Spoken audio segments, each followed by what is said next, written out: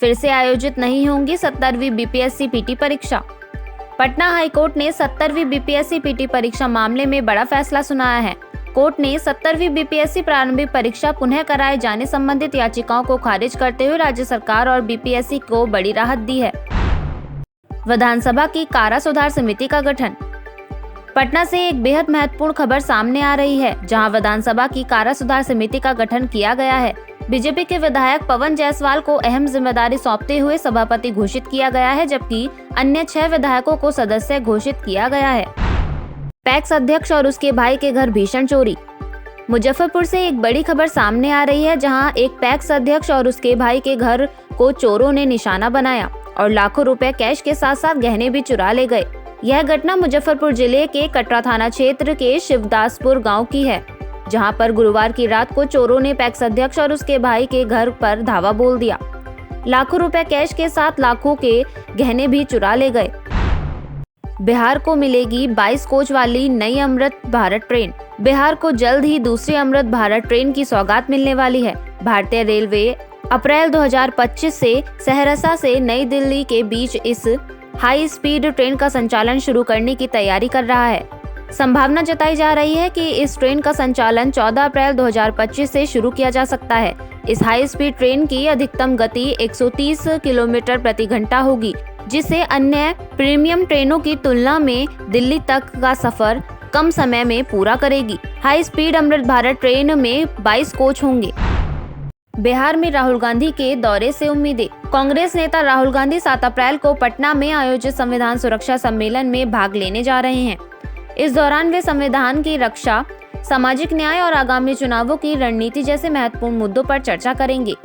इस सम्मेलन में कांग्रेस अपने ऐतिहासिक संघर्षों को याद करते हुए संविधान को बचाने और सामाजिक न्याय को मजबूत करने के प्रतिबद्धता दोहराएगी। चारा घोटाले के 950 करोड़ की वापसी के लिए बिहार सरकार का बड़ा कदम। बिहार सरकार ने बहुचर्चित चारा घोटाले में गबन किए गए 950 करोड़ रुपए को वापस लाने के लिए नई पहल शुरू की है। सरकार इस राशि की वसूली के लिए कोर्ट जाने की तैयारी में है और सीबीआई, केंद्रीय जांच ब्यूरो व इनकम टैक्स डिपार्टमेंट से भी बातचीत करेगी। उप मुख्यमंत्री और वित्त मंत्री सम्राट चौधरी ने कहा, हम हर संभव उपाय कर रहे हैं ताकि यह राशि बिहार के खजाने में वापस आ सके। जरूरत पड़ी तो कोर्ट जाएंगे, जांच एजेंसी से बात करेंगे। बिहार चुनाव को लेकर सोनिया गांधी के दामाद का बड़ा बयान। गठबंधन को लेकर कांग्रेस महासचिव एवं सांसद प्रियंका गांधी वाड्रा के पति रॉबर्ट वाड्रा ने बड़ा बयान दिया है। वाड्रा ने कहा कि यूपी, बिहार जैसे राज्यों में कांग्रेस की स्थिति सुधारने के लिए पार्टी को लोगों के बीच रहना चाहिए, उनकी समस्याएं सुननी चाहिए और उनका समाधान निकालना चाहिए। साथ ही जो वादे किए जाते हैं उन्हें पूरा करने चाहिए। सरायकेला खरसावां में बनने वाले अस्पताल को लेकर आया नया अपडेट। सरायकेला खरसावां में अस्पताल के निर्माण को लेकर स्वास्थ्य मंत्री इरफान अंसारी ने सदन में जवाब दिया।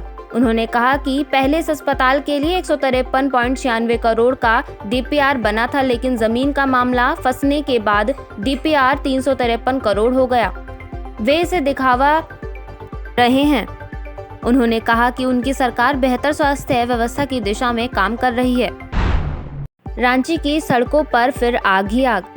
रांची के 15 में अजूसू पार्टी के रातू प्रखंड उपाध्यक्ष भूपल साव की हत्या के विरोध में शुक्रवार को अजूसू ने सड़क जाम किया। इस दौरान सड़क पर टायर जलाकर आवागमन को रोक दिया गया। उनकी हत्या गुरुवार रात को रवि स्टील झिरी रोड स्थित मावा कॉम्प्लेक्स में की गई। भूपल साहू की हत्या से आक्रोशित लोगों ने 15 से लेकर रातू तक सभी व्यावसायिक संस्थाओं को बंद करा दिया। आक्रोशित लोग कृषि बाजार में बंद करा रहे हैं। दलित आदिवासी सीटों को लेकर सीएम हेमंत सोरेन ने जताई एक आशंका। मुख्यमंत्री हेमंत सोरेन ने झारखंड विधानसभा के बजट सत्र के अंतिम दिन सत्र के समापन भाषण के दौरान मुख्य विरोधी दल भाजपा पर जोरदार हमला किया। उन्होंने कहा कि भाजपा के लोग बड़ी ही चतुराई के साथ परिसीमन के पीछे भी आदिवासी और दलित की सीटों को घटाने की साजिश रच रहे हैं। हमारे वरिष्ठ सदस्यों को पता है, पूर्व में शिबू सोरेन के नेतृत्व में परिसीमन को रोक दिया गया था। अब पूरे देश में परिसीमन को लेकर षड्यंत्र रचा जा रहा है। Thank you so much for watching this video. Don't forget to like, comment, share and subscribe.